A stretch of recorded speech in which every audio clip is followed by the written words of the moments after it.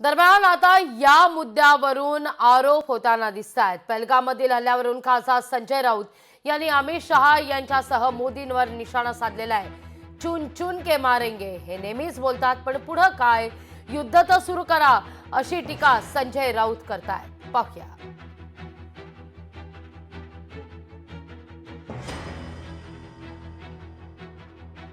चुन चुन कर मारेंगे, एक को भी नहीं छोडेंगे। मुळात जे घडले त्याला जबाबदार गृहमंत्री आहे। जो प्रकार घडलेला आहे पेलगावला, जे 27 लोक निरपराध मारले गेले, ती जबाबदारी घेऊन अमित शहांनी राजीनामा द्यायला पाहिजे। ते राजीनामा देत नसते तर प्रधानमंत्र्यांनी त्यांना प्रायश्चित दिलं पाहिजे। कसलं समर्थन करताय चुकांचं?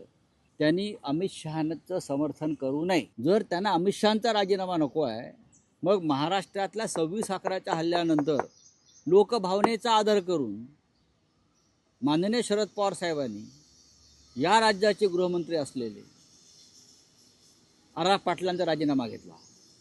काँग्रेसने विलासराव देशमुखांचा राजीनामा घेतला दहशतवादी हल्ल्यानंतर। हे विसरू नका। सैन्यावर टाकले सगळं जबाबदारी, भारतीय सैन्यावर।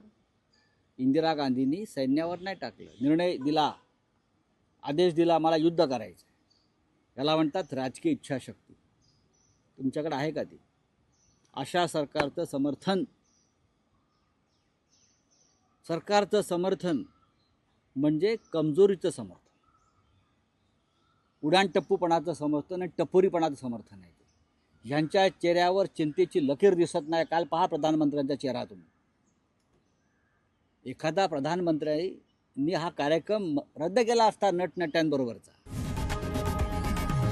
लोकशाही मराठी ऐका, पहा, जागरूक रहा।